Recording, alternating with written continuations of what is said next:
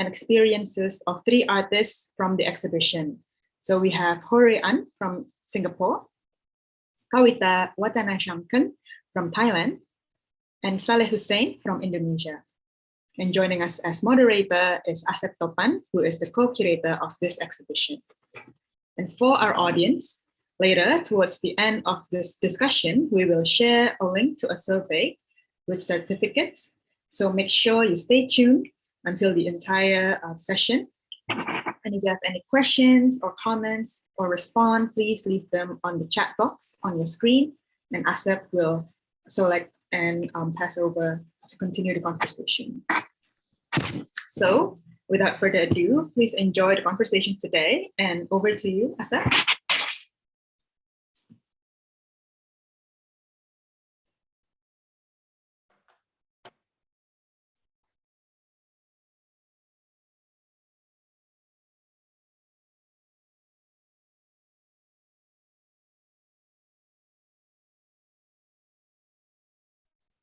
Hello, Nijani? Yes, hello, Asep. Yes, we can hear you. Sorry, my connection just interrupted. Yeah, it's one of the arts of pandemic event, right? So there must be connection issues, but I suppose it's the new normal and we get used to it. So Asep, can you hear us?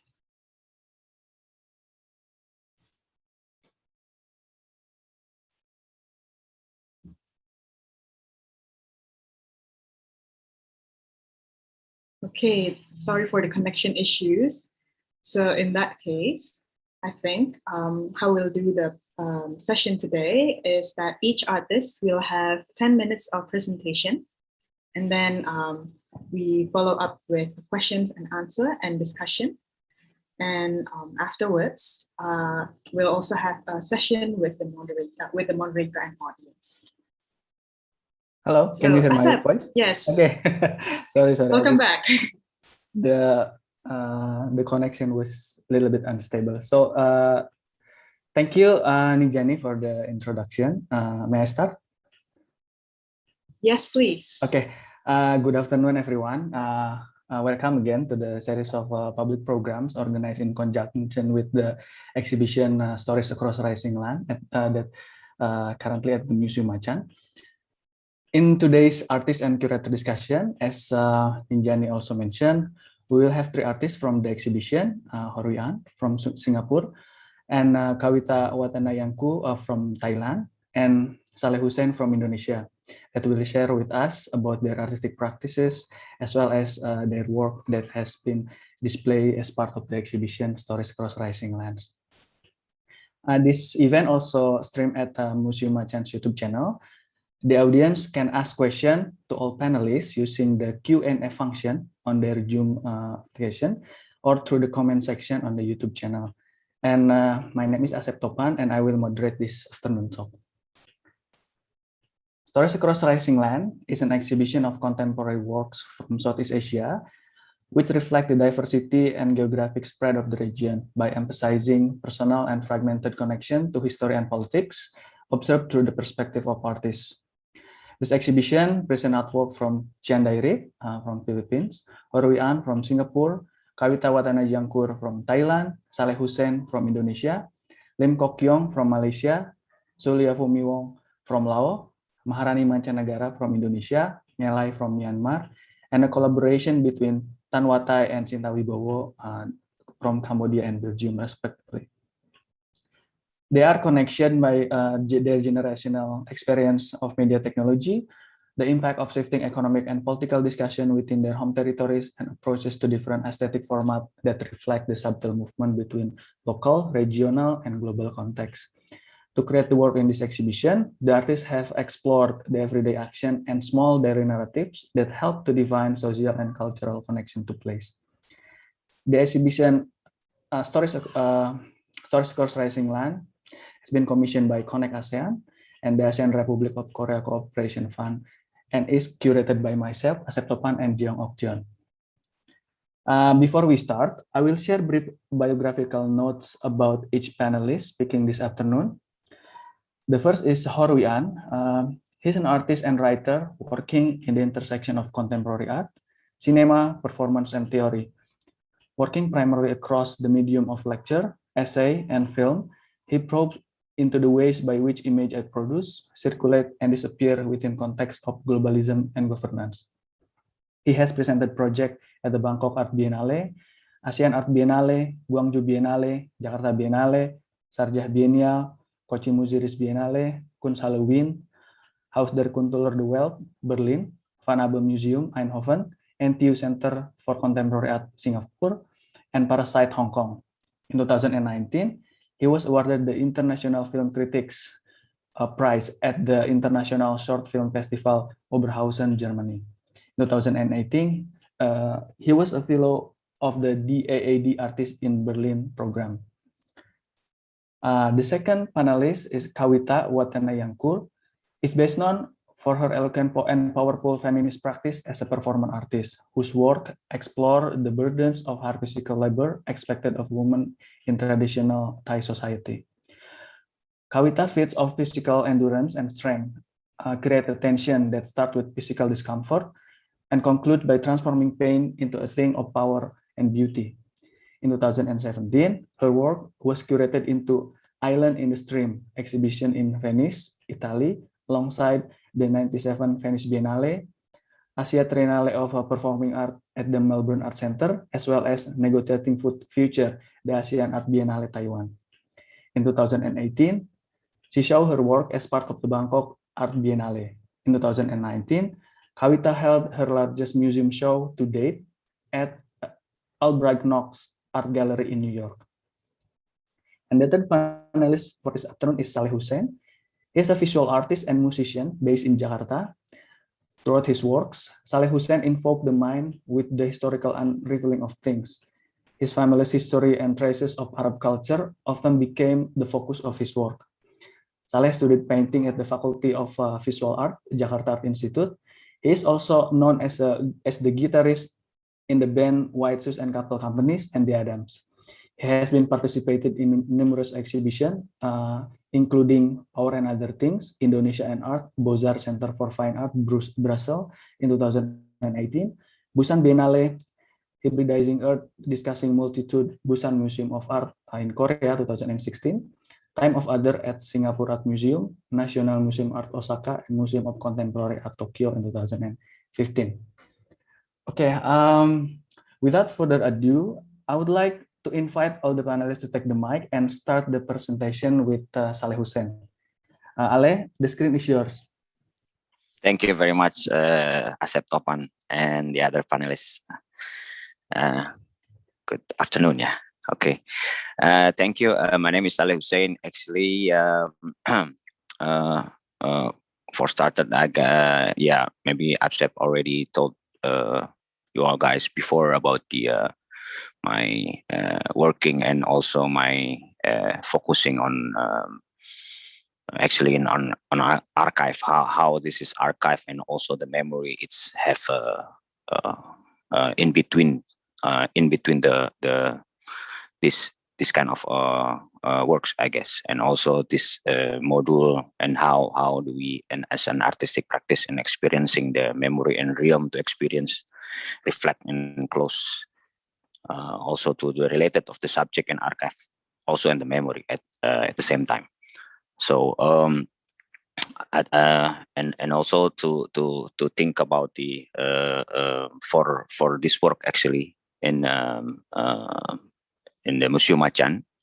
It's I call it ACT because ACT is like act to be something, and also it's came from like an Arabian controlled territory. It's like actually in Indonesia there's and during the Dutch and era for the when they are in colonizing in Indonesia, there's people that making some like in kind of like a village, even like for not just only for the Arabic people, and also for Chinese people, and also for Indian and the other one, the other Timur Asing we call it.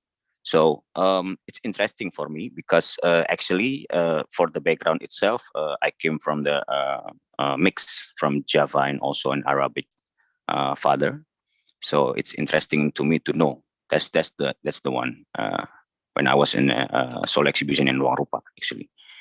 And after that, to think about this work before it was in Brussels, it's a different kind of approach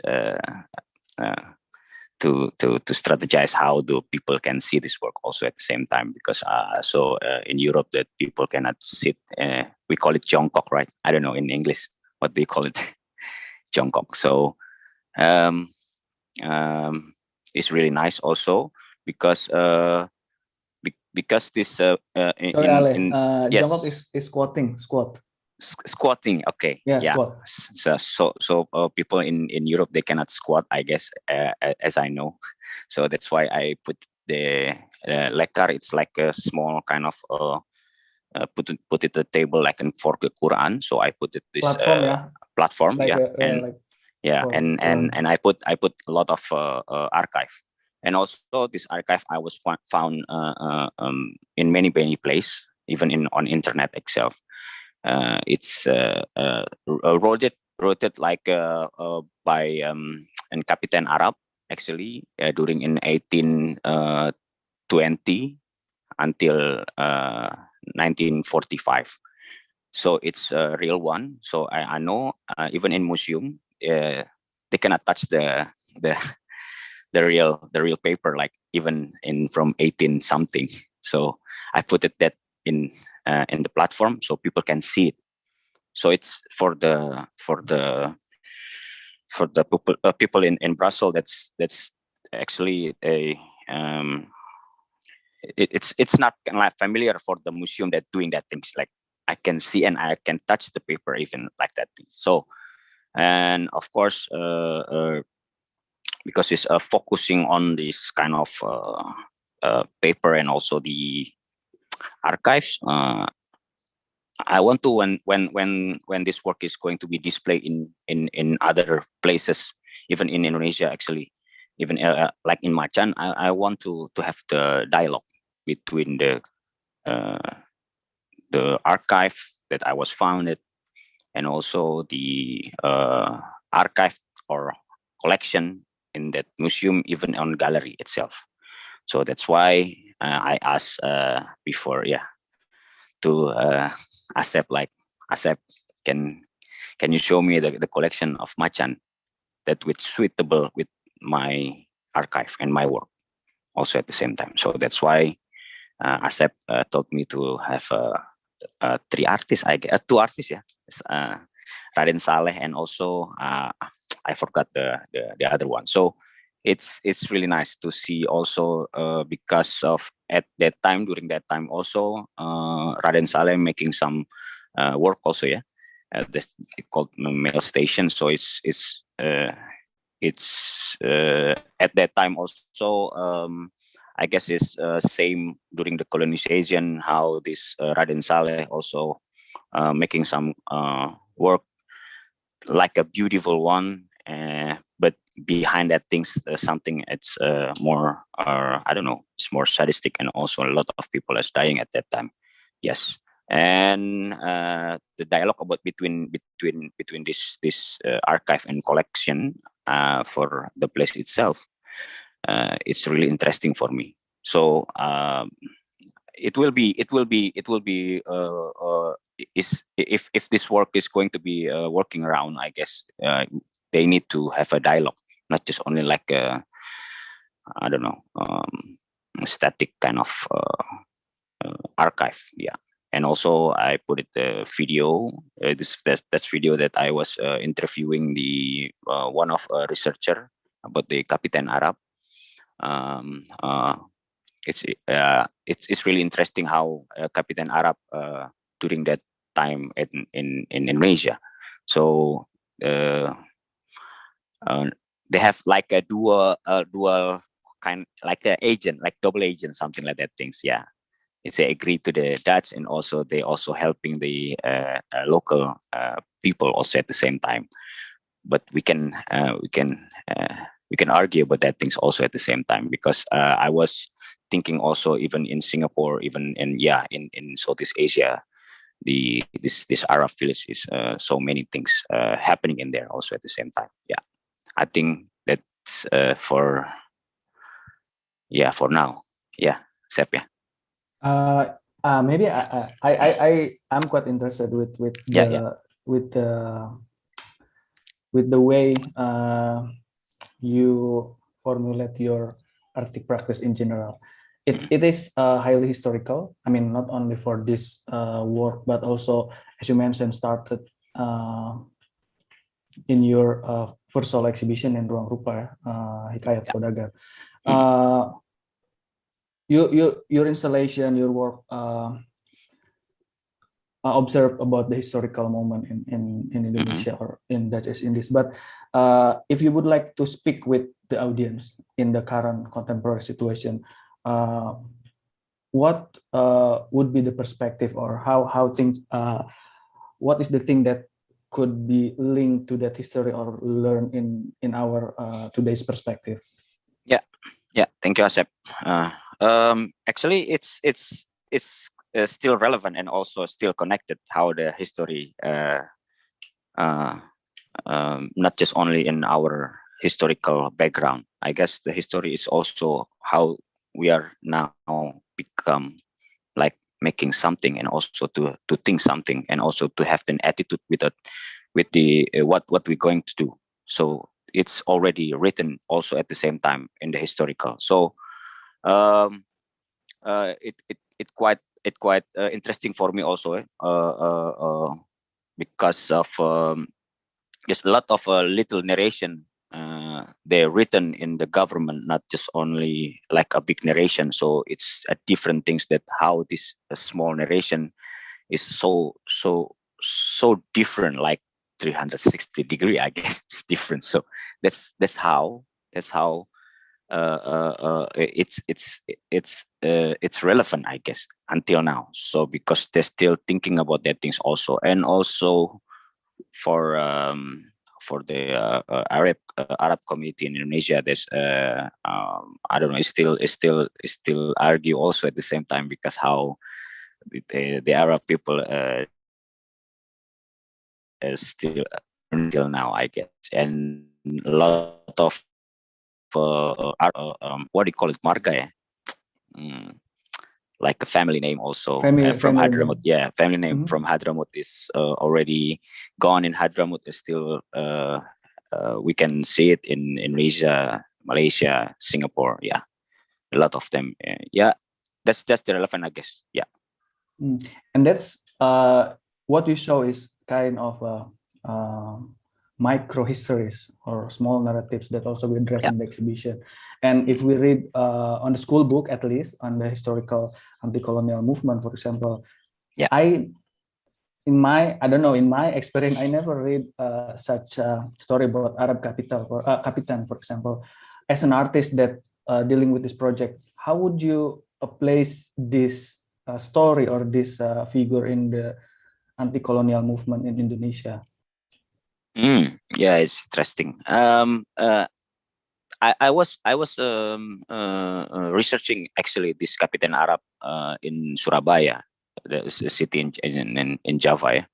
So until now, so the village is still there. So a lot of Arab people is still there. So it's also, my father came from there places. So that's why I guess this village until now, so it's related for me. So and also the lot of micro history, like you say before, like a small narrative. It's from one and other family, they have a different kind of perspective and view. So I guess it's really fun for me to see that things, and of course they're not written in the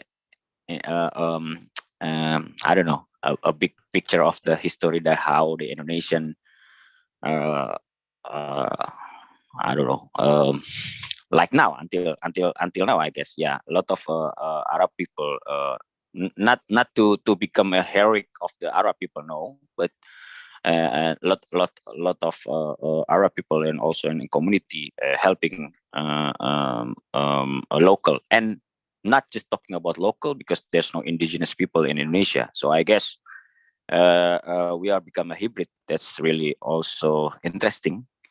And yeah, we are local, yeah, not an Arab people anymore. I guess from the Persatuan Arab Indonesia or the Party Indonesian Arab in 1928, yeah. And I guess until now that we cannot separate between the Chinese in Indonesia, also Arab Indonesia. So there's no such a thing in that things. Yeah, even in 98 during the regime of Suharto, they're still trying to make that things to the Tionghoa people. I guess it cannot be separate. Like that's why then we need history until now to still discuss and also to dialogue that kind of things. Yeah. Thank you, Ale. Welcome. Now we can move to Ruyan. Ruyan, you may start the presentation. Okay, thank you very much. Give me a moment. Let me just...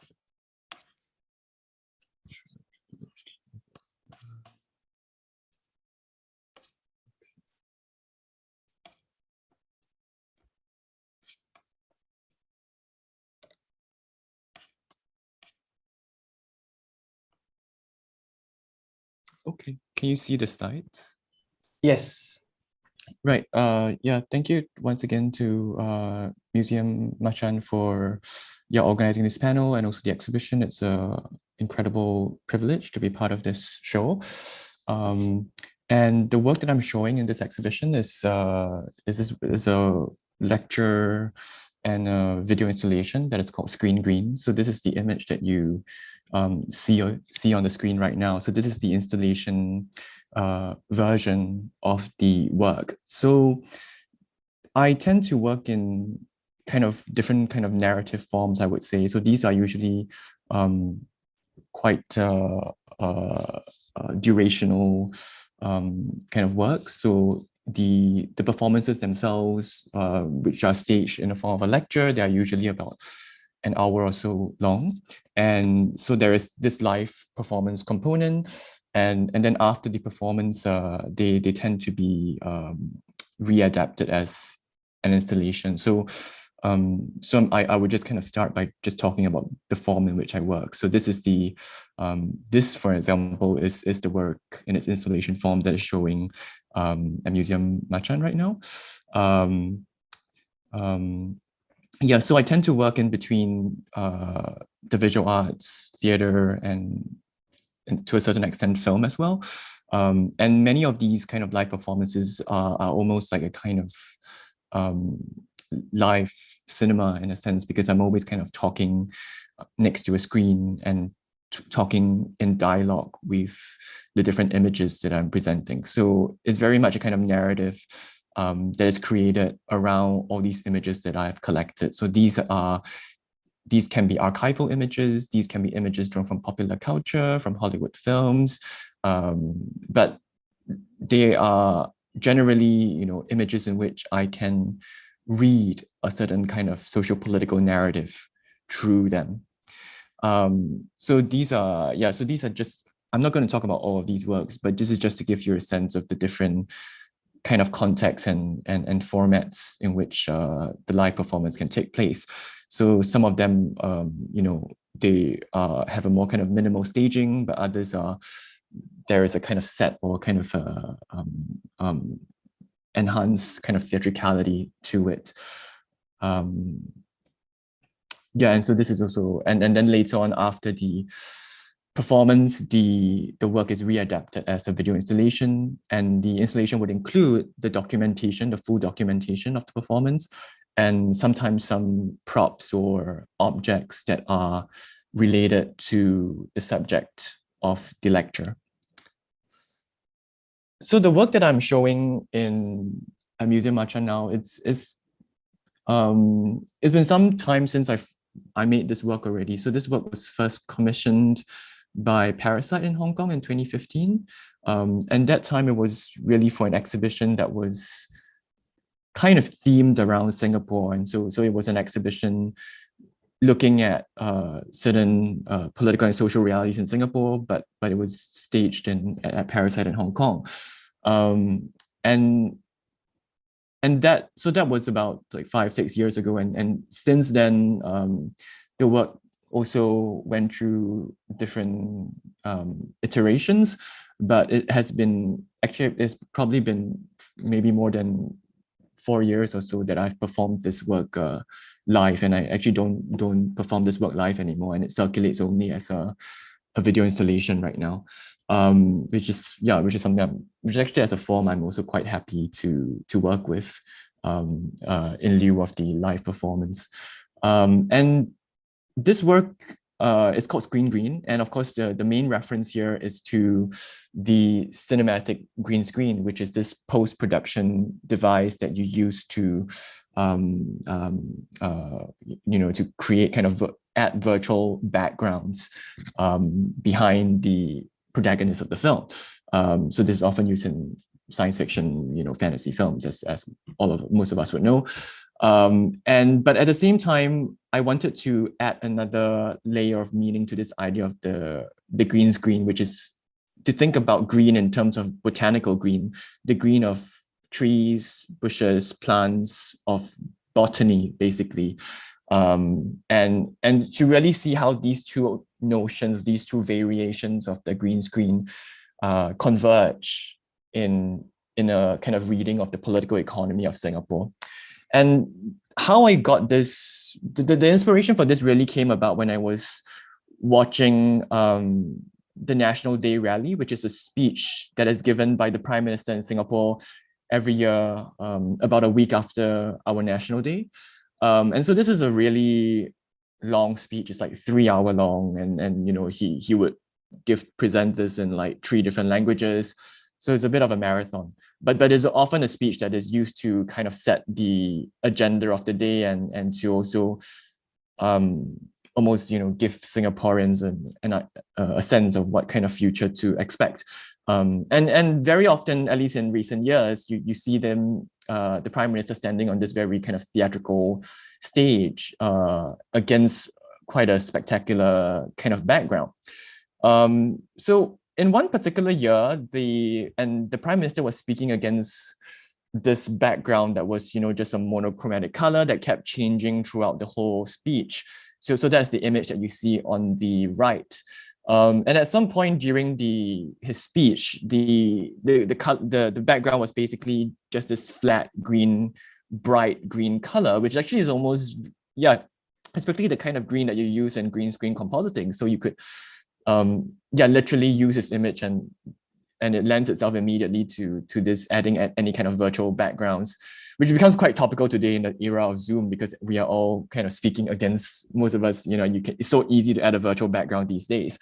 So I mean that was kind of a image that was, it was almost like I had to work with it immediately. But at the same time, in the subsequent year, he again spoke against this kind of screen with a background. Except at this time, this screen was also green, but it was the green of botany, the green of plants and shrubbery, and so I kind of look at these two images and started to think about how the greenery of botany of the garden city and the cinematic green screen might kind of converge. And of course, a lot of this is also tied to Singapore's identity or how it brands itself as a garden city, or more recently it calls itself a city in the garden. And you can see this in the landscape of Singapore, which is very green. But the thing is that actually the vegetation that you see in Singapore, really less than 10% is kind of the original primary forests, because over 90% of those forests were cleared during the colonial era. So basically everything that you see, most of the greenery you see in Singapore is planted later on. And the other thing is that I also noticed that our politicians tend to like to position themselves against plants and shrubs as a kind of background, so to speak. So I really started thinking about what it means to think about green and greenery as a kind of political background. You know, what kind of purpose does greenery serve in literally kind of propping up the political figure from the back? So in the lecture, I mean, I will not go into the full narrative, but you can see a lot of these images that I collect, that in which green serves as a political background. And to a large extent, all of this really goes back to 1963, when Lee Kuan Yew launched the greening movement. And this remains one of his most signature legacies, when he really decided that, you know, Singapore had to, you know, they had to make Singapore very, very lush, being a very urban city. There was a need for greenery to you know, make this a kind of pleasant space for living. And actually, those of you who have, you know, been to Singapore and you know, traveled from the airport to the city, you know, you realize that the entire row is covered with trees, and that was actually one of the priorities of Lee Kuan Yew, you know, very early on in the 60s too. The idea is that if you are a traveler, if you're a foreign investor coming to Singapore for the first time, that is the site that you have to be greeted with as you went in. So he was really a micromanager in this sense, because he even kind of almost decided or deliberated on, you know, what kind of plants, what species of trees we wanted, because we wanted trees that grew very, very fast and was also very easy to maintain. So, and to a certain extent, you can read, at least for me, you can read this certain mechanisms of control and comfort and control in Singapore through this metaphor of the garden, and how it becomes really a form of the way that he managed or governed the society as a whole.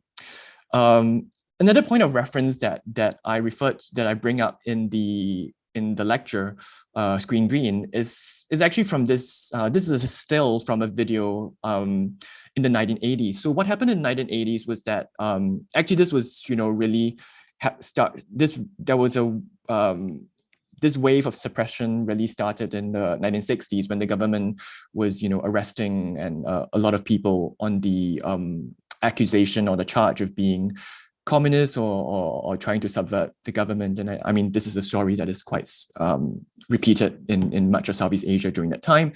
But in Singapore in the 80s, there was this quite a remarkable incident where, I mean, this was a time where the communist threat was no longer really very palpable, so to speak.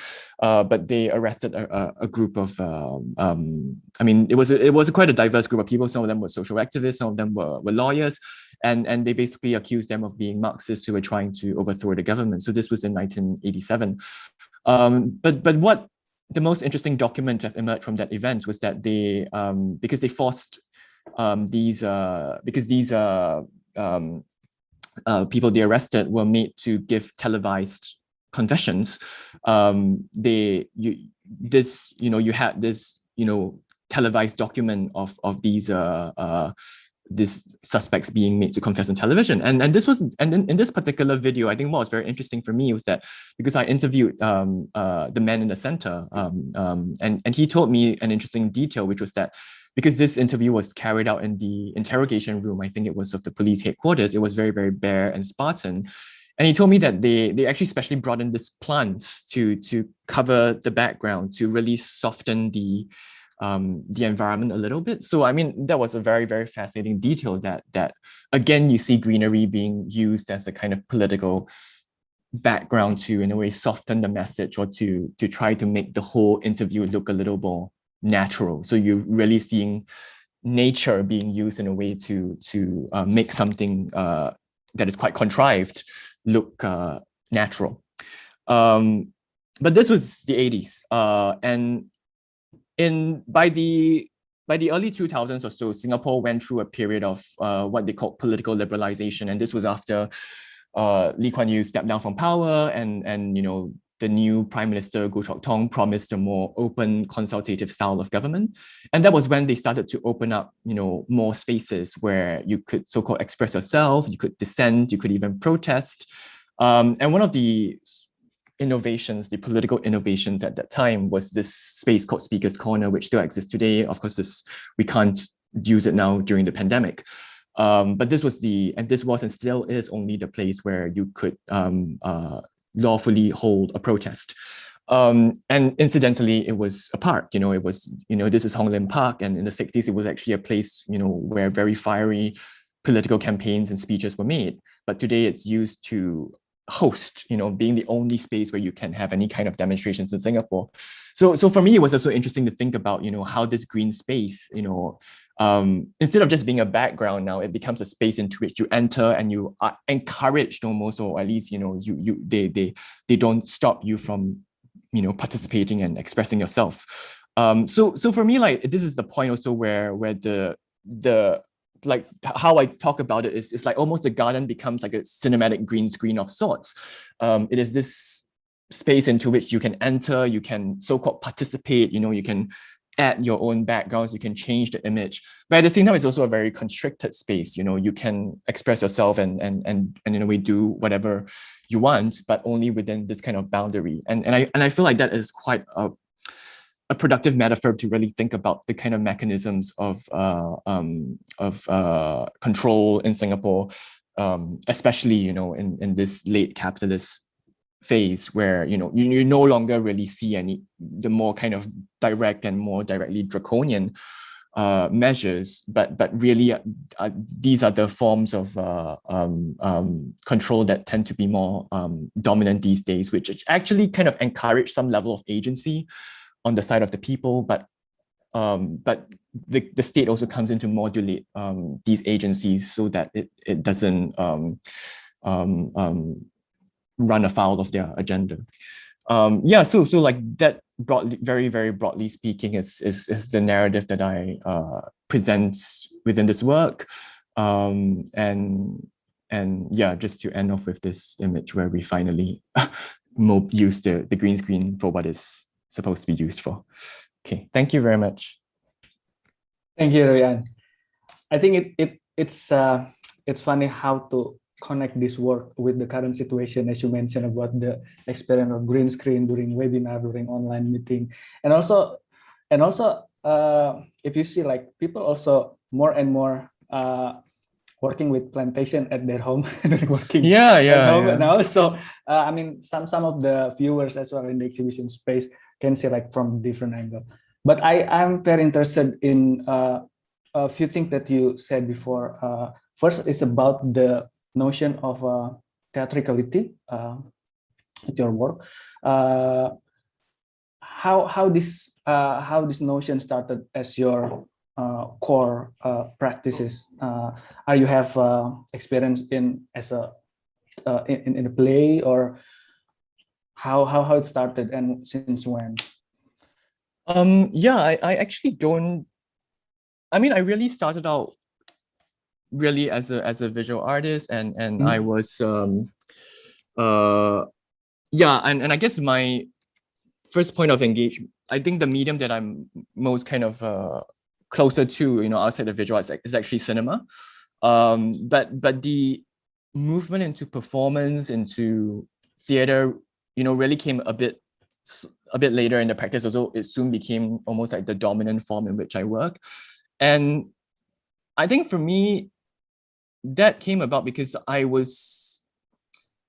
started kind of making films, and then at some point I started being more interested in kind of talking about them, or, talking about all these films that I watched and to really put them together. And to a certain extent, when you look at these performances, they're almost like a kind of live cinema. And actually, if you think about the performance, it's about 1 hour long. So actually, to make the images for the slides, the visuals, is almost like making a feature film, because you're really gathering material and for the length of 1 hour. Except that at least for this work, there wasn't any material that I filmed myself, but in later works, I do film some of my own material. But to a large extent, the process is really a lot of more like post-production, because it's like almost like 100% editing without the filming. So in a way, like that's how I also see my practice is like almost like it goes straight into post-production at some level, you know, kind of skipping that production phase, because it's a lot about this kind of rearrangement. And through the act of rearranging things, the narrative comes up. And I guess that's how I went into the form of this kind of live performance. Actually, when I started, I also was writing a lot of text. I mean, I still write a lot about, you know, I write essays and all that. But I guess the live performance adds a different dimension to it, you know, because you are really, because in a way, when you are in a theater, the experience with us is quite close to that of a cinema, especially in the way that I designed the sets for these performances. So, but except that now you almost have a live narrator that is, you know, speaking to you and also trying to speak to what is on the screen. So speaking about duration that you mentioned, that close to the feature film, as you said, is that something that also you you plan for the whole or for every of your performance? I mean, with that duration, like 1 hour each, or how you decide that duration? I mean, it really just. I mean, in fact, they're getting a bit long. Yeah, they're getting longer and longer. Yeah, because I guess I'm getting more long-winded or something. But I guess I think it really just depends on the narrative. So like when I think depending on the amount of material I have, or, you know, what I need to tell the story that I want to tell. How long is the shortest lecture performance by Ruyan? Oh, the shortest one. The shortest one. I mean, I think Screen Green is about 50 minutes ish. Yeah. So that's the shortest one. Yeah, I mean, because it was one of the first ones that I made. So I think right now the latest one I made was like kind of 80 minutes. So it's almost like it's It's like a feature film. But before we move to Kuita, I think all of us who have seen this exhibition, this work in the exhibition, are very much wondering about the Singaporean approach to the artistic presentation, right? As you mentioned in the last part of presentation about the agency, I think that's also applied to the artistic work, right? Very strict with the supervision, etc. Have you show this work in Singapore first, and then is that any do you have difficulty to show this work, or in any other work that could be subversive, or I don't know, because this is very political content in your work, and even show the image of the real people, your government or politician? Well, I have shown this installation in Singapore before, so, and it didn't. Well, eventually we managed to show it, so at least that happened. So I wouldn't say that I have been, you know, censored in any way, at least in the works that I've shown and managed to show in Singapore. But I think the case about Singapore is also that there is a lot of and this is also something that is brought up by the work itself. There's actually a lot of space to negotiate with, you know, to do the kind of work that you want to do, but until you hit a certain boundary that you're not supposed, that you realize that you can't cross. And actually some of these boundaries are quite uncertain, and it's really only when you put out the work and see what is okay and what is not okay that you really discover. Sometimes, you know, sometimes works that we expect to be, oh, this would definitely be censored, and in the end, like, nobody even talked about it. And sometimes works that are totally innocuous, you know, maybe some member of the public complains about it, and then it creates a public controversy, and suddenly it's not okay. So it's really unpredictable, but I think at least for the visual arts, at least compared to other forms, I imagine, you know, especially in theater and film, I think there is a lot more space for maneuver. And I think also because, and I think when it comes to more academic forms, I think like let's say the lecture as an academic form, that tends to be a little less scrutiny, although sometimes, you know, you also get scrutinized for whatever reason.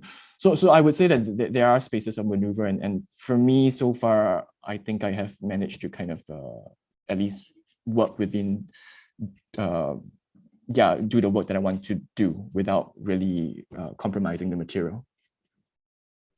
Thank you very much. I think that's very interesting quote, the last one about the lecture as academic form is less to create controversial. And your work also, yeah, it's performance lecture and performance. Yeah. Very interesting. And yeah, we can continue with Kuita. Hello, Kuita. Hello, hi. Yeah, Hi. yeah, you can start, Kuita. Okay, so I'm Kuita. I'm a video and performance artist based in Bangkok, Thailand. And so my work, which is exhibiting at Museum Matcha, is from the series Performing Textiles, which is focusing on the female labor behind the textile and fast textile and fast fashion industry, which is sort of exploiting the female laborers behind the scenes. So my practice has always been about different industries within, the world of capitalism based on fast consumption, mass production, materialism, and how the industries are exploiting what's behind the scenes. I'm just gonna start with my little presentation here, and it's this is actually sort of like a screenshot, which I really, really like. So it's from Black Mirror Bandersnatch, and it's Pac-Man. So it's a quote from Black Mirror, and it's saying how we all sort of live in a maze of Pac-Man's maze, and we're the Pac-Man and we're like constantly consuming without knowing why we have to consume this much, but we know that we have to consume because we're sort of being chased by this, like evil that is like keep following us, and we have to consume in order to survive. And knowing like all the consumption that we're consuming are sweets and snacks and like all the things that the materials that we're consuming, the evil could be sort of like our financial debt, like for example, if we spend our money in advance or something. So in here it says that Pac-Man is program and control man, and the whole thing is a metaphor. We think that we have free will. We think that we live in a free will world, but actually it's not, because we're sort of trapped within this maze. And once we go out from the other side, we come in, and the other side there's no way out. And people think that it's a free will game. People think that it's a happy game, but it's not. It's a nightmare world. And the real thing is we all live in it. And so the series Performing Textiles, which Net is showing at Museum Matcha, is inspired by the fast fashion industry and how it's been, as I said, exploiting the female laborers. I watched this documentary on Netflix, and now it's also on YouTube, and it's called The True Cost, which is talking about how the laborers are coming out to protest because of the lower wages that they receive, which can't be compared to their living cost, which means that they can't really survive each month. And in terms of financial debt, in terms of physically and mentally, that are being treated badly inside closed doors of factories. So in here, I'm just gonna stop sharing this for a bit. I'm just gonna show, I'm just going to show the true cost, some clips from the true cost. Okay, so it's here. Okay, so this is the clip from the true cost and how, the laborers are sort of coming out to protest. And during the result, they're sort of, being shot and being stopped by the government, the police, and so that they can't come out to protest anymore. And the protests occurred in Asia, in developing countries in Asia, such as in Cambodia, in Bangladesh, and so the fast fashion industry is not. This is not only about the Thai context and the laborers' exploitation within the Thai context, but in other countries as well in Asia. As protests continued, workers were met with violent crackdowns. as police began to open fire with live rounds.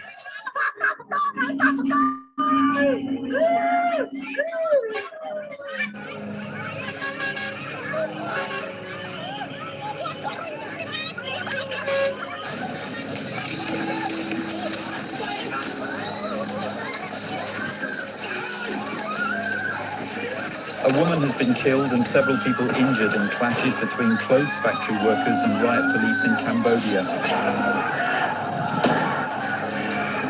Yeah, so just gonna stop there because it's gonna be quite a, so you can, if you're interested, you can watch it. It's on YouTube right now for, you know, the true cost. Okay, so once I watched that documentary, I started that I would, you know, take a whole research journey into various factories within Thailand and also in other countries like in India as well, and to interview the laborers and, you know, what's going on, what's the issues and what are the real problems, and why are they coming out to protest. And they all told me, so the same thing they told me, that they feel that they're being treated as, you know, dehumanized or objectified, being treated as machines, so as non-human. So I decided, okay, so in terms of performing textiles, I would sort of act as the machine, you know, be a messenger for them, to convey the message that they're trying to say during the protest, that they feel that they are being dehumanized by the society, sort of being ignored by the society. And one of the works that are in performing textiles, this is called dye.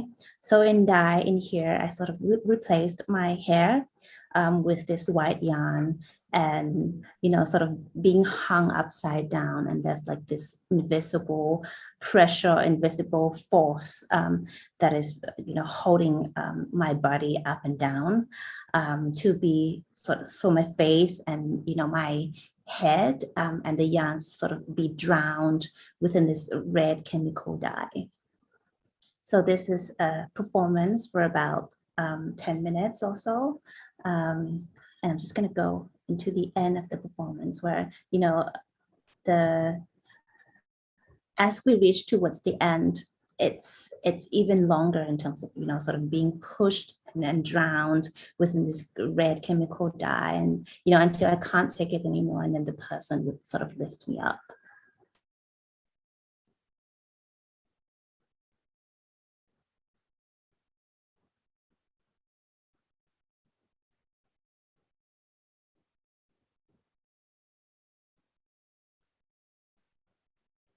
And of course, in the documentary,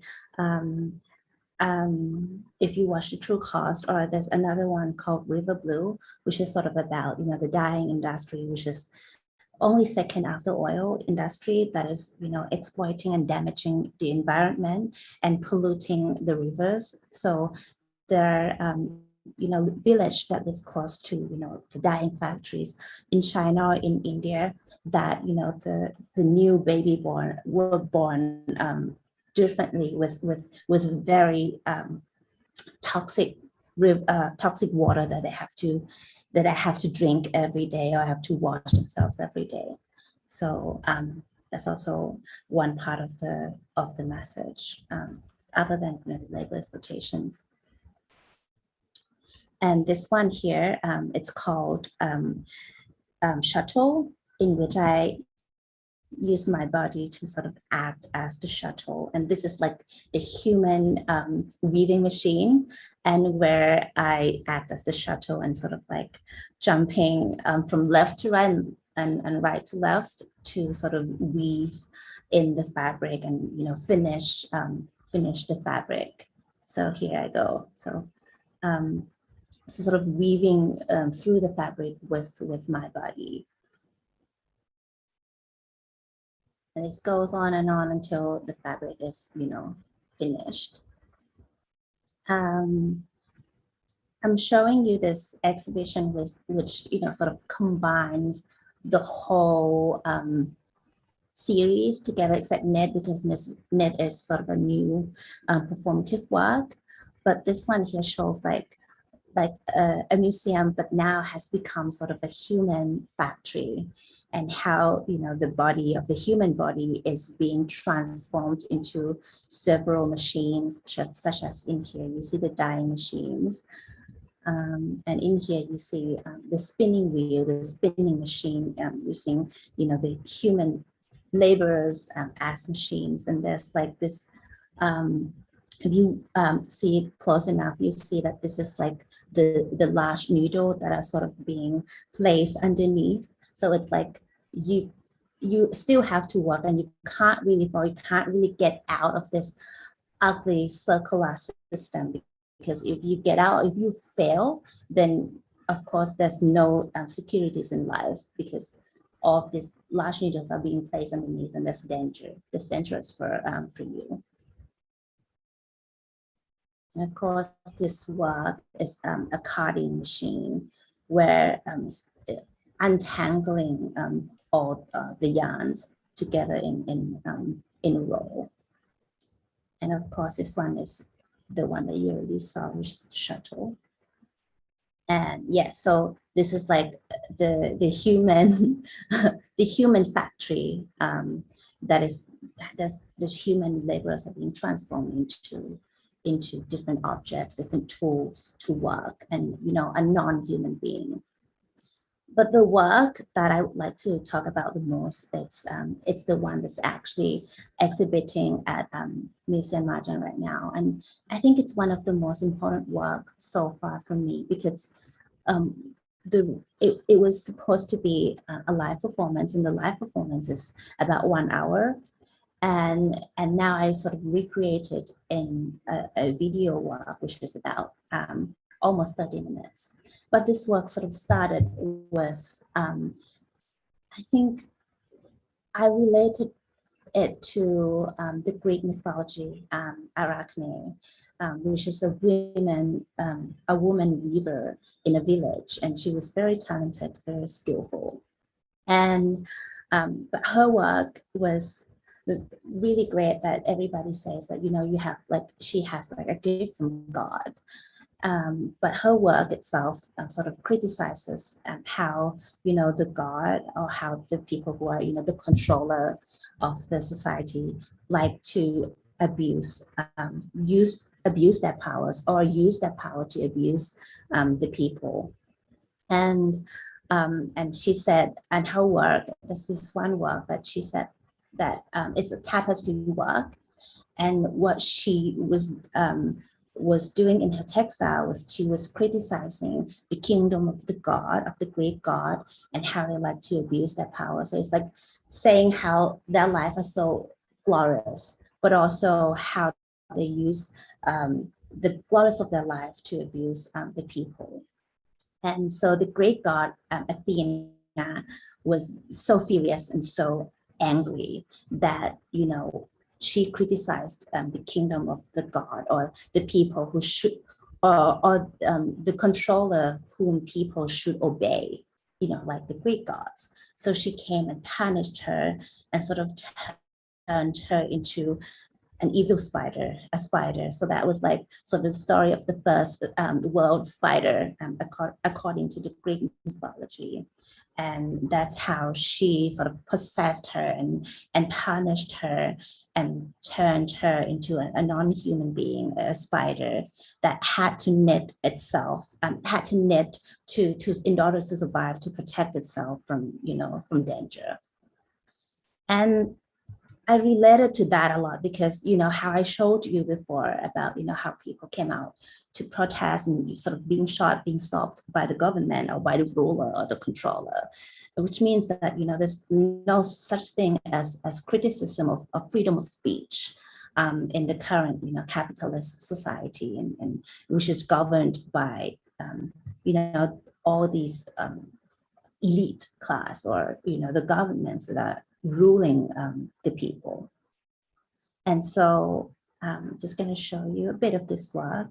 And this is not only, you know, the knitting machine, not only the needle that is in the middle of the knitting machine, which is knitting the circular red fabric tube of red fabric, but it's also, the spider, Arachne, who is sort of being punished because she spoke the truth about the society, about the exploitation and how, the controller uses their power to abuse the people.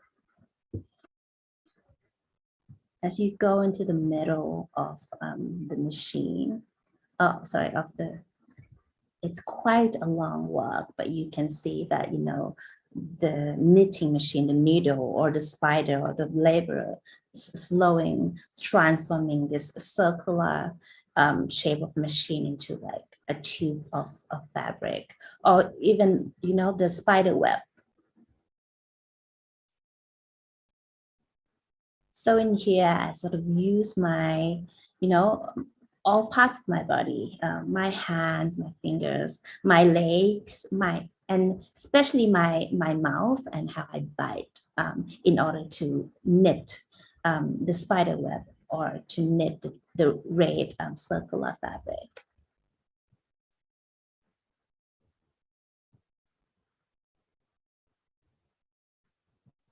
How long was the actual performance, Kuita, for this work? So the first, the actual performance is about 1 hour, and it first performed at the Bangkok Art Biennale. But I think I got better. So the thing is, I performed live a lot, so I had to perform every week during the Bangkok Art Biennale, and that was like for 2 months. And then I was performing again in Taiwan and in Abu Dhabi for Culture Summit, in which they were talking about, changing the rules and policies and regarding the current issues all around the world. And again in Chiang Mai. So when I recreated this video work again, it started with Abu Dhabi, and I only had about, like 20 minutes in order to perform the whole performance, because like the schedule was quite tight. And the thing was, with 20 minutes that I had to finish the whole thing, has sort of made me realize, oh yes, this is actually really transforming into an even faster machine, that I had to knit everything, and the result of that is that I got strangled. So the yarn sort of like strangled my neck, and my eyes was like being folded by all these yarns, knotted yarns, because like I had to do it so fast until I couldn't control even the pattern of this red fabric or this spider web. So yeah, so that was such a disaster in terms of performance, but also I think it was so important because it made me realize of how, even tastes of this glimpse of how these people are being sort of treated every day, as they told me,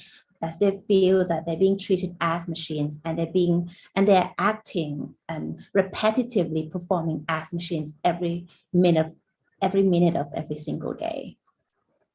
So so that's it. Actually, this work sort of lead me to something else, which is I'm just going to talk just a little bit about this. So after I went to this research journey within factories and made all these works within the Performing Textile series, I realized that not only in factories, in closed doors of factories, that these laborers or these female garment workers are being exploited and they came out to protest, but actually in terms of before that process. So before that process is the mass production of the industrialized agriculture, which is the cotton farming. So cotton farming main exports is in China or in India, but I decided to went for a research trip for a month in India to interview the cotton workers and the farmers who are, as I heard the news about the suicide rate. So only in one state of Maharashtra, there's about 7,000 suicidal rate each year. just in one state and only in cotton farming industry. And I wanted to know what was going on, what's behind the scene. So I went there and interviewed them. And, you know, as you can see, this is the female workers inside the cotton farming. And I realized that, you know, this is only 3, but I realized that all in the farm, that there are about like 20, like all female farmers, cotton workers, cotton pickers. And I asked, so why are there so many, you know, female laborers in India, in each industry, especially, you know, in agriculture? And, you know, they said that, you know, because in India, female wages are half lower as half of the male's wages, which means that it's cheaper to hire female to do the labor. Well, anyway, so when I went there,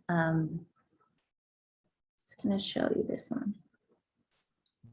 So as I went there, I went to, you know, various interviews on, you know, like about the cotton farming and asked what's the problem. And they said that it's because of mass production and, you know, because of fast fashion.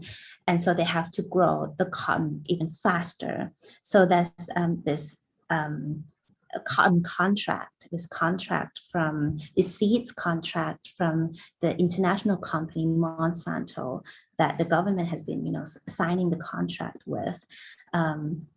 And it's called the BT cotton. It's the GMO cotton seed, which, you know, it's growing fast and, you know, so suitable for mass production, but also the workers, the farmers have to buy. So they can't really grow their own natural seeds anymore because that doesn't work with mass production. So they have to buy all these seeds, which is, you know, double the price, and also comes with, you know, the package with chemical fertilizers and pesticides that they have to buy. So the farmers don't have the money, so they have to, you know, loan the money from the bank, which makes financial debts for them. And as they grow, and, you know, there's like always, you know, the middleman that lower the price for them. So which means that every time that they invest in something, they don't get the investment back.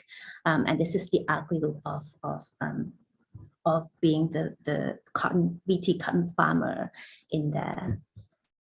So, so which leads to, of course, suicide. I have actually a small video, which this is the organization in India, and I went to interview and ask about, you know, why are people, you know, committing suicide, killing themselves, and this is. Okay, one time they will put the banana, they will spray the chemical, they will use so much fertilizer, they will spend more money. Then rain will come, one elephant will attack. It will too last. That time they cannot return. Again, you don't get loan also. That time he is very sad. He will drink some chemical and die.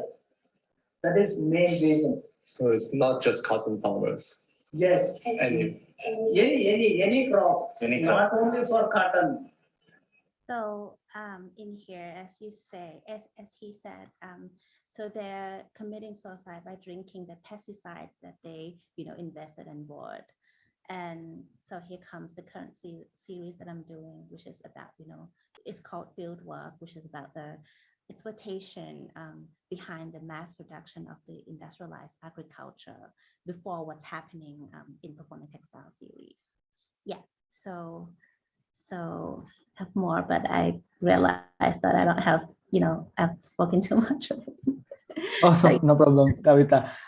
I think it was very surprising when I heard about the story when you exhibit the work in Abu Dhabi, if I'm not mistaken, right? Because as my understanding, as I also asked the question to Hurian, I mean, in the performance art, the one that can determine the duration is only the artist, right? And that's one of the most important element in the medium, in that medium. And did you negotiate or had a dialogue with the organizer at that time? Because it's practically, for me, to see your presentation for 1 hour with that kind of movement is quite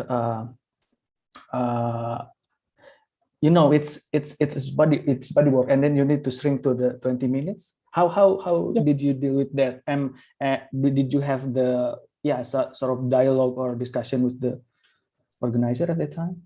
Well, the thing is that I think Culture Summit is not really an sort of an artistic event. It's more about politics, and so like politicians and lawyers and economists are sort of all of the world are sort of gatherings and speak about the issues.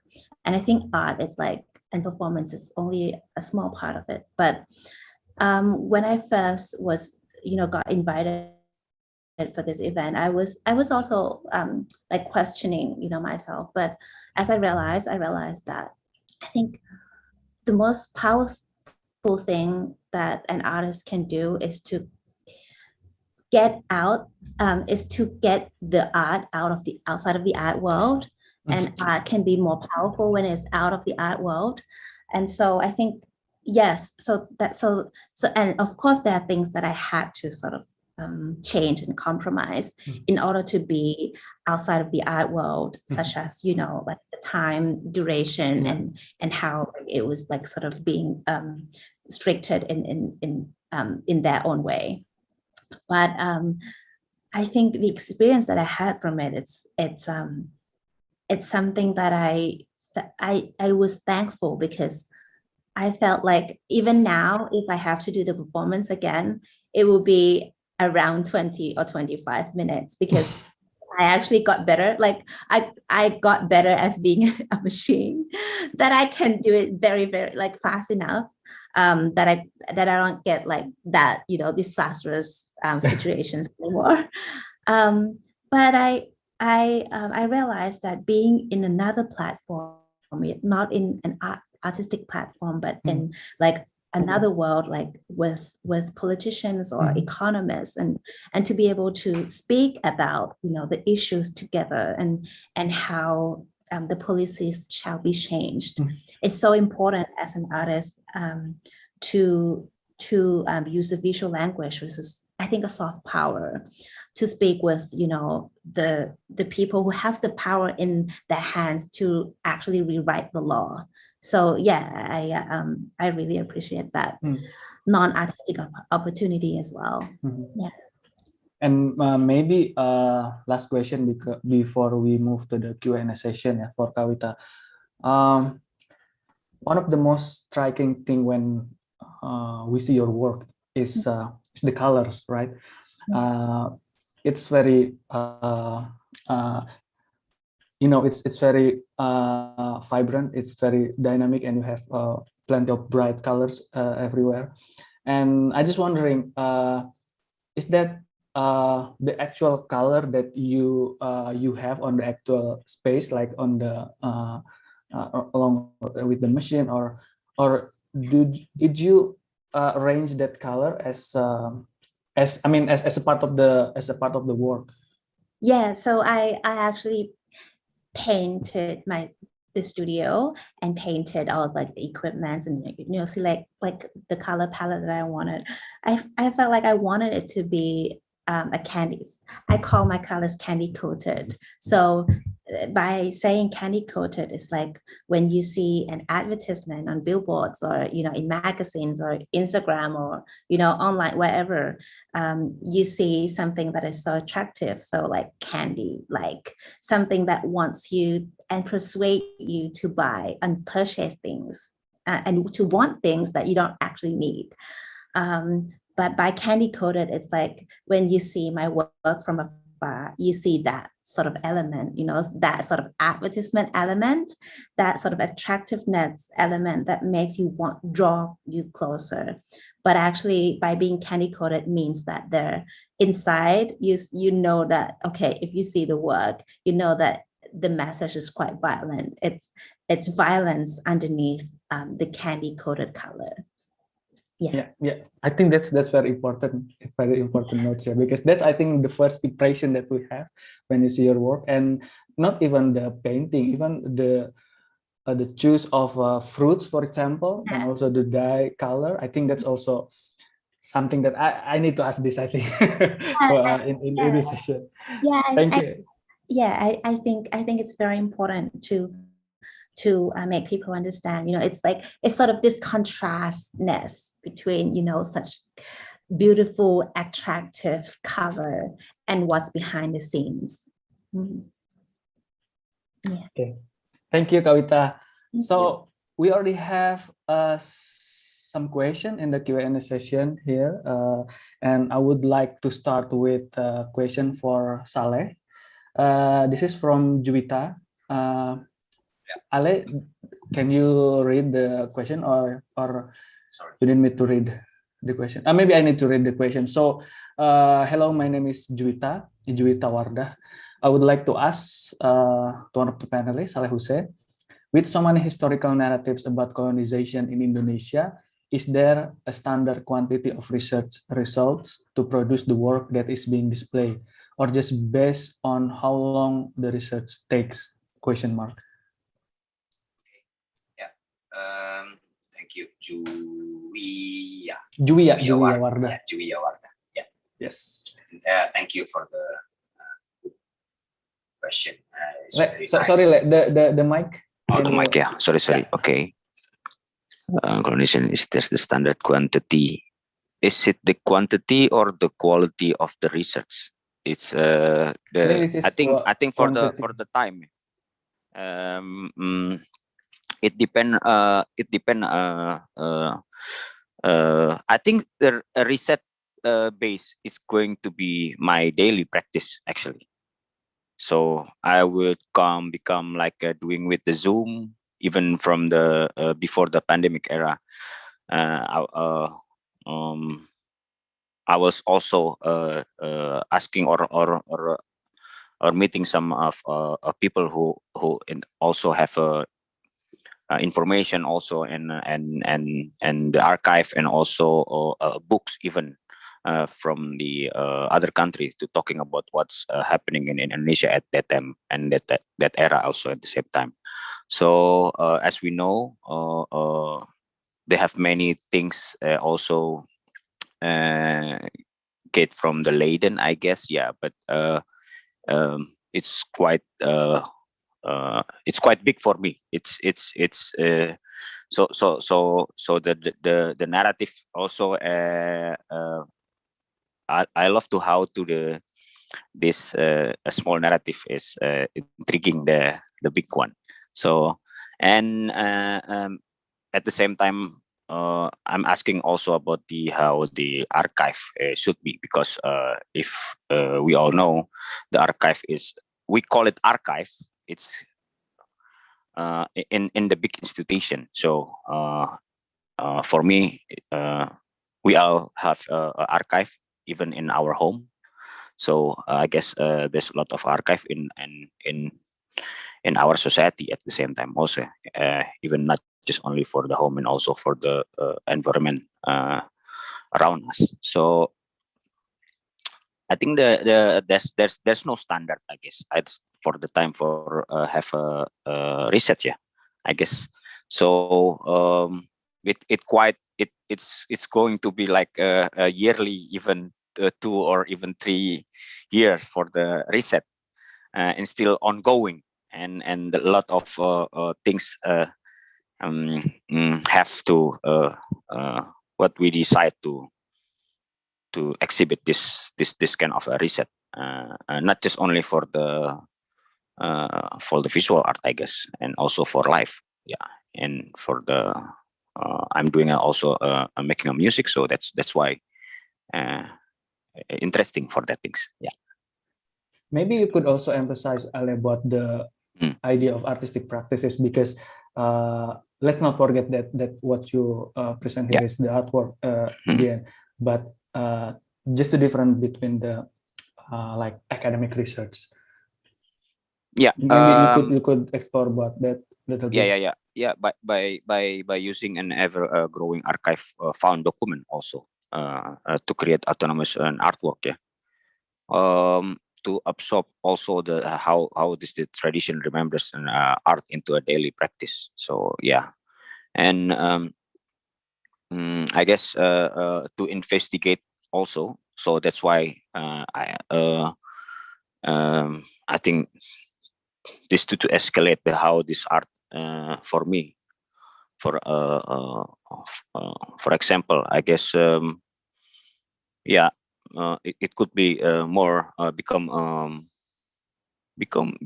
some like pengetahuan tuh apa ya? Kok jadi lupa ya? Knowledge. Yeah, become knowledge, I guess. Become knowledge. So that's the thing for me for this time, and not just also like for the expression, that kind of things, and the medium itself also. Yeah, it's very important for me. It cannot be like a random kind of medium. So it should be tight. How do we think about the medium itself? If we found the archive object and the other one, how do we want to make like for a video and etc. Yeah. To have I'm dealing a lot of archive, so it's also very interesting that we can found at that time, and also a lot in our history that we don't know yet. So I guess we found it in my research. Yeah, and to talk to the elder one. Yeah, that is very interesting. Thank you, Ale. Yeah. The second question is for Horuyan from Savitri Sastrawan. I guess it based on your complex layer or narrative in your work. So the question is, hi, I have a question for Horuyan. How does he decide what is in one artwork that needs to be weaved together? Does he do like a whole research first, or does it just come by and he starts weaving? Thanks. I would say the whole process is usually quite organic. And I mean, there are, on a kind of everyday basis, I'm always kind of collecting images or looking for looking for material that is related to, you know, certain themes that I'm interested in. But usually for many of these projects, because most of these lectures are actually and these video installations, they start off as commissions. So I think when a commission comes in, you usually have about one or at the very most 2 years to really produce the work. And I think that is the point where I am a bit more kind of focused on putting the narrative together. So and actually what I usually do, you know, when I start the process of making one of these works, which is, you know, really telling quite a broad narrative, is that I actually watch a lot of films that are, you know, remotely related to the subject. So I actually watched for Screen Green, at least I watch a lot of films in which that is set in a forest or that has greenery as a backdrop, basically. And actually some of these films, you know, you see it in one montage within the performance itself. And then in so like then I've in my other works, for example, Sola, which was in the Jakarta Biennale, I think 3-4 years ago, that work was about kind of colonial history. So I was watching like all kinds of colonial era films, documentaries, because that work was about trying to find images of, you know, colonial sweat, you know, because you don't usually see images of the sweaty colonial man in the tropics. When of course, if you are yeah, if you live in, in the tropics, you know that you would be sweating all the time. So for that work, for example, is really watching all these films to find, traces of these images of the sweaty white man, so to speak. So the process starts off really with collecting visual material. So it usually starts off quite broadly, so you have, like, there's so much that there's this early part of the process that just be watching things, and not really writing the narrative yet. But at some point, I think the more you watch, the more you notice some motifs, some similar images, coming up again and again, and you notice some similarities, I guess. And I think from that point on, you start to have certain set of, more focused set of metaphors that you would like to work with. So that's the process for me. And at that point, then do I really start to create a kind of more structured narrative where you really see how I go from one point to one point. Because if you look at my performances, you would realize that they are really about, how do you move from one set of images to another set of images to another set of images. And sometimes I maybe I have a kind of broad narrative in my that I've constructed, but maybe in the middle there are still some gaps, like how do I go from this point to this point? And that's the point where I start doing more research to try to eventually get the full narrative that I would like to present. Yeah, so I would say it's quite an organic process. There are moments that are really very open-ended. That's really just me absorbing material, but then there are moments that are very structured. Yeah. Yeah, I mean, it is still related to your answer. You mentioned about montage, and I realized that there are so many materials on your video, the post-production video, that actually not your own. How you deal with the issue of copyright, for example? I just curious to have you faced some difficulties on this issue?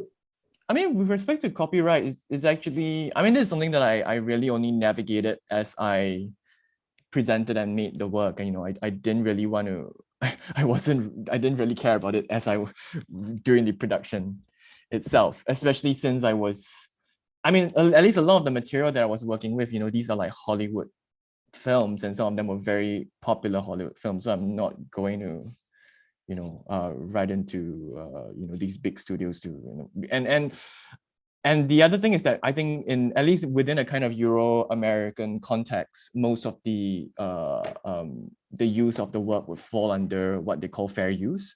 So that means, for the purposes of critique or parody, you can use these images because they are serving, you're not just kind of, using them and passing them off as your own, because it's very clear that in my performances that these are not images that I made myself. Instead, the work itself is the critique that you develop around these images. So actually in most, I would say in most jurisdictions, there are these fair use provisions. I mean, so of course it varies with different places that present the work, but so far I haven't had any kind of major issues, I would say. Okay, thank you, Ryan. We can move to the next question. This is for Kuita. How do you see, this is from Raslin. How do you see greenwashing in sustainable fast fashion as more complex procedures and processes included in the mark making and work of labors? So, well, I think the past 2 years that I have been, sometimes, speaking for Fashion Revolution Thailand, and that I've heard this quote that the most sustainable fashion, the most sustainable clothes are the ones that are already in your closet. So my answer is, fast consumption in terms of mass production can never be sustainable. For example, there was in Thailand, at least in Thailand, and I'm sure that in other places in the world as well, we're so concerned about, the plastic making, for example. So right now that instead of selling something that are made of plastic, such as bags, shopping bags, they were selling shopping bags in terms, the cotton tote bag, for example. And so people were thinking, okay, so they have to buy the cotton tote bags instead of the plastic shopping bag. But if you compare it, for example, if you use this plastic shopping bag and you use it over and over and over again for like months, and you just use 1 or 2 of it. And then if you buy, this cotton tote bag as a shopping bag, but you buy it constantly, then of course the plastic one is the ones that are more sustainable, because it's not about buying, but it's consuming. It's about using what you already have, which is more sustainable. So it's sort of, I understand that greenwashing is something that is the industries are trying to sell their products, because of course the trends has been changed into a more environmentally concerned, which is, I believe, a good step, a good beginning step for this company to be aware of what they produce. But I think for me, if you really look at it, you have to, there's this app, it's called Good For You, and you can download it anywhere. And it's sort of asking the brands to be transparent. So the brands can tell you, like, if they're not transparent enough, like this app will tell you that, this is not good enough because they are not transparent about, the labor behind the scenes, or like the materials that they use are not environment or eco-friendly enough. Things like that you have to, but the thing is, you also have to be aware of, there are other local brands in the community that are actually not, fast fashion or, not mass production, but they're using, for example, if cotton, but organic cotton is already better than, like the GMO cotton that I spoke to you about before. Because like, if you think, okay, if you not buy plastic and then you buy this cotton tote bag, of course, this issue will be about, what I've already presented to you about, the cotton industry, that they have to buy all these seeds and then do this whole mass production. And of course, like exploitations with the farmers are still occurring, which lead them to, suicide problems. So I think that supporting the local brands, the brands that that they're transparent enough to know, like, who is making your clothes, like, are they being paid enough?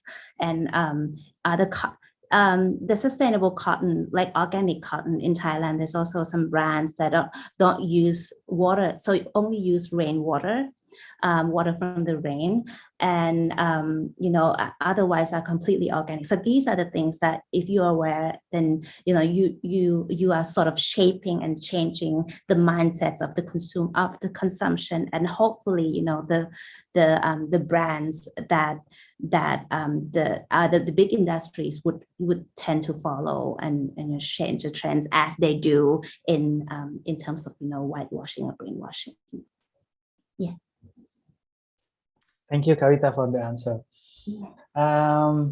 We have a third question here for Saleh. Can you read the question, Saleh? Yeah, it's enlightening from Muhammad Ruhyat. It is enlightening my perspective due to your explanation, Mr. Sarah Hussein. I have some questions regarding that. The first one, what was your opinion about Indonesian History School textbook?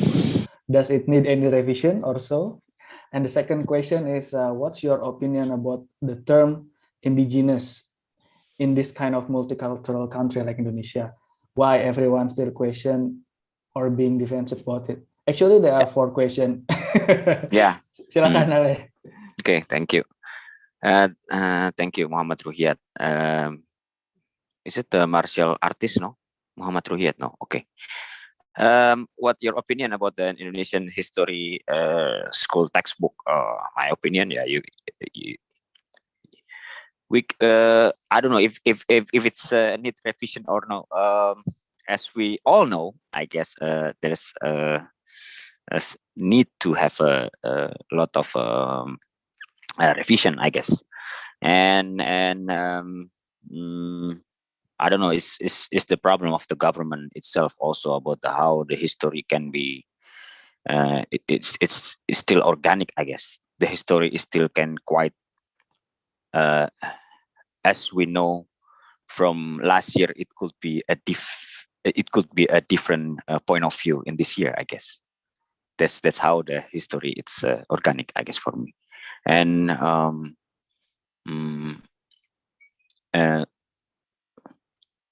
even during the Suharto regime, I guess, yeah. And if you ask me about my opinion, history school textbook, you can don't read that things.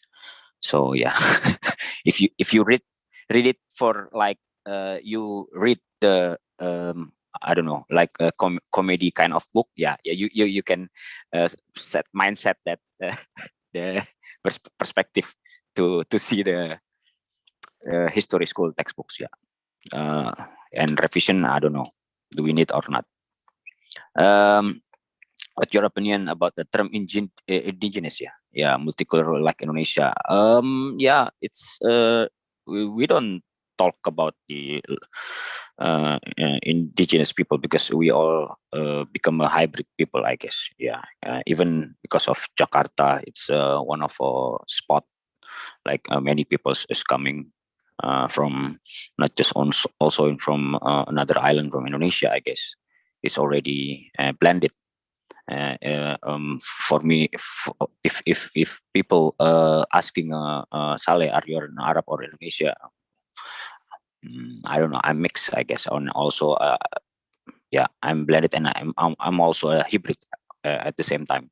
Not just also hybrid about the race and also the knowledge itself, because it came from the Arab and also from a Java. It's interesting to talk that things also. Which everyone's still questioning of being defensive about it. I don't know. It's a media mess, I guess. I don't know if you, Mas Muhammad, you can wisely to see and to read what this kind of things. Yes, a lot of people still defensive. I don't know, and also, and I think I don't really care about that things, and I'm just laughing about that things also at the same time. And for me, it's quite interesting also for how do I doing this research about this Arab and also in Indonesia, because if we're talking about the fact and fiction, this is one of my blurring that kind of things. Also, how this government and also the institution, also the power maker, I guess. This really interesting, and the formula, but how do we doing with this artistic practice and also statement at the same time. That's for. Thank you, Ale, for the question. We have the question on the chat box for Kuita. So I will read it. To Kuita, do you were performing your work in several places? How did you maintain the consistency on presenting the same pattern or movement during your performance? Were there any area of improvisation in conveying your intention? That's question from Dib Santosa. Okay, so how do I remain the consistency of my performance? It's very, very hard because every time that I perform, for example, in knit, the patterns, even the patterns of the spider web or the fabric are different. So it really, really depends on, I think in terms of live performance, it's not just about, me performing inside the space, but it's also about, the interactions with the audience and how the audience perceive the work and, react with the work as well. So in it, for example, I even invite the audience to come quite close to the performance stage, to see the actions. They can also view the performance from the top in order for them to see like the net. So I think that each time that I perform, I only have in my head, okay, I am the knitting machine. I am the spider. I'm the one who's being punished to be the spider, to be dehumanized. And I sort of act, go with the flow of being in the zone of dehumanizing myself into that tool or that machine. So that's the only, I think, task that was in my head. And, as I perform, I sort of lost, I think, the sense of self, sense of, being a human, and then, slowly eventually completely turn into this machine without knowing, so through time. And that's the only task. But of course, if I see the result, I would be like, wow, this is different. I think it, in terms of, actions are of course different, but they all convey the same message of, being the machine, being dehumanized.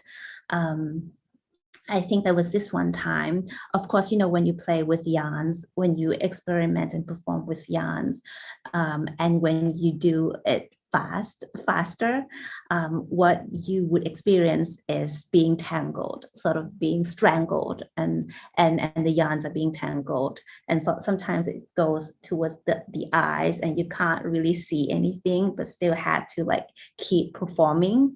So that is something that, happened like unintentionally, but I think resulting from, the fast fashion sort of machine that I was trying to convey. So I think each time is different, but all convey sort of the same message of being a machine, a fast, repetitive machine. Yeah. Kuita, relating to this question, because you perform like not only once, right? But you did make the video documentation. Do you make another video documentation with several places, or only made once documentation of performance for one performance? Okay, so I think every time that I did the performance, there would be someone who's like, recording the live performance. But the one that is showing at Museum Matcha is something that I did in the studio, so that people would see, what it looks like from, from the top view. So because during the performance, there are different views that you can see, but I think from the top view would sort of convey the message of, the spider web, Arachne, and how she was punished because she was speaking somewhat the truth about, the society, and sort of being punished by the ruler of the society. Yeah. Thank you, Kuita. I think we have the last question here. This is also for Kuita. The question written in Indonesian language, but I would like to summarize and also to interpret a little bit. So basically, the question is from Mudarwan Henley. Yes. The question is that he or she explained that in Indonesia, in the batik coloring, so usually we use natural coloring, apa namanya, bahan pewarna tuh, Nindin? Natural coloring. So yeah, natural coloring. But if we see like in the economical perspective, it's not economic compared to the industrial coloring, for example. How is your view on this? The comparison between the natural coloring and the industrial coloring in the textile industry. Wow, this is a very challenging question, isn't it? Because, well, I think I think the current society, especially we live in the capitalism society, which is sort of based on materialism, which is making people think that, by consuming, by purchasing, you're sort of sustaining the economical system of the society, right? And this is, and it's tension, even the GDP, which is, comes from how you measure how people spend. If people have the money to spend, if you have the money to spend, and if all the population have more money to spend, meaning that that society is the economic of the society is good because people have the money to spend. But the problem with the Keynesian economics is the fact that, I'm sorry, I'm going into economics, but I think the problem with Keynesian economics nowadays is the fact that, it also adds up with some, people pay for the debt and also pay for other things as well.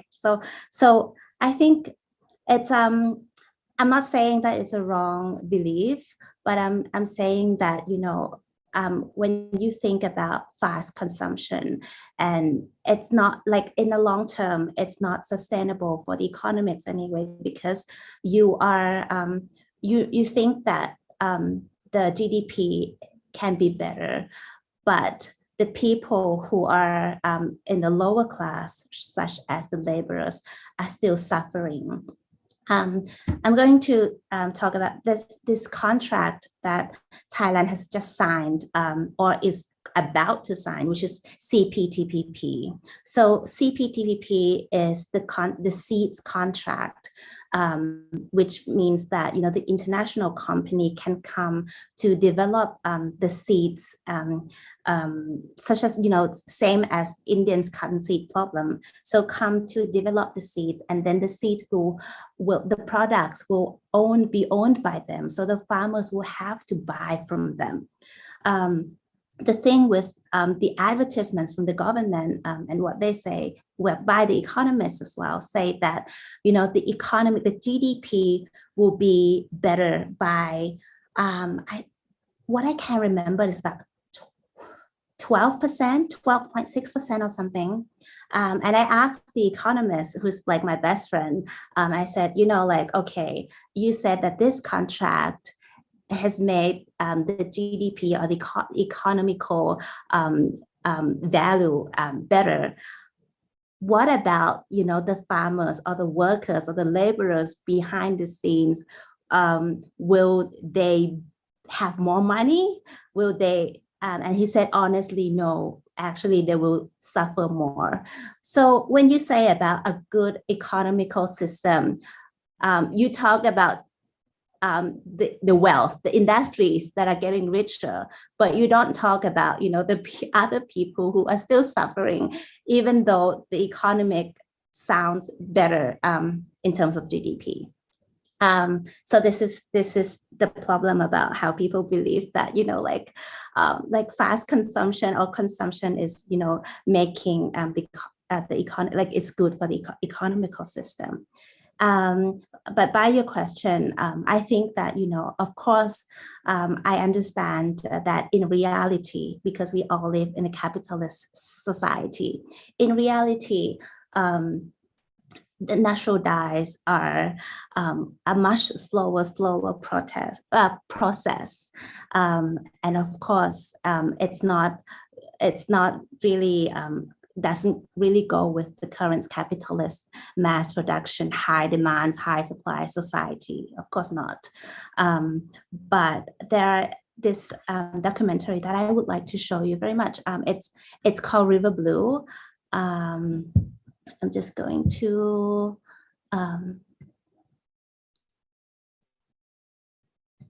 just to show you a bit. So there's like videos.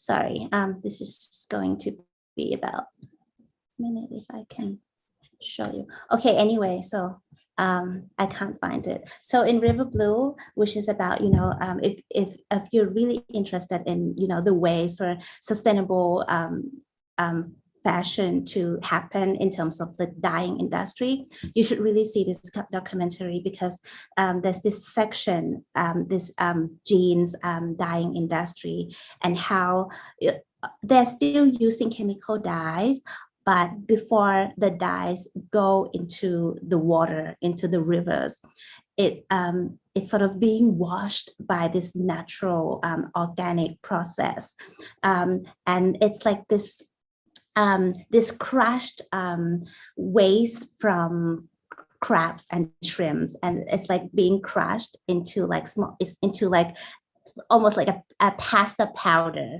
and it goes through that process. So the chemical dyes are sort of being washed and cleaned before going into the river, which makes which cleans up the environment. For example, I think that could also be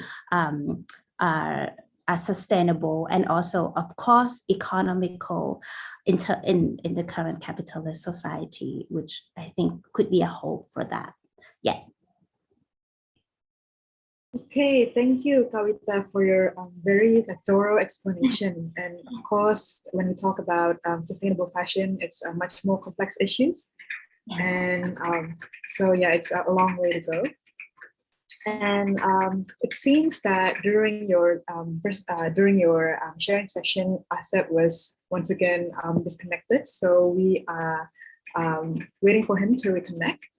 And I'm just going to use this opportunity for our audience. On the chat box, you can find a link for a survey. And so if you can fill it out, the form on the link that provided below, you can get an e-certificate from the ASEAN Foundation for participating in this discussion. And also for the audience who haven't managed to come and visit the exhibition at the museum, don't worry, because actually this exhibition is accessible online. So you can visit virtually on the link as well.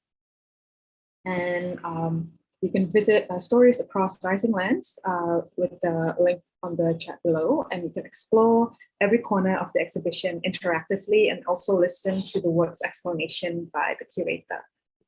Yeah, featuring the works from Hori An, Kuita, Saleh, and the other artists. So yeah, so thank you, team, for sharing the link once again. Thank you very much for having me. Thank you.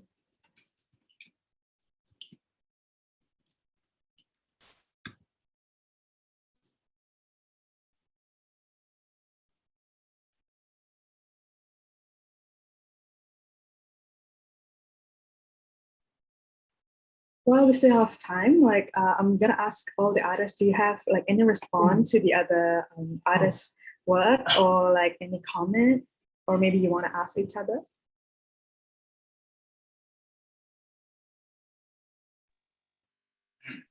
Well, it will be like in until 5, I guess.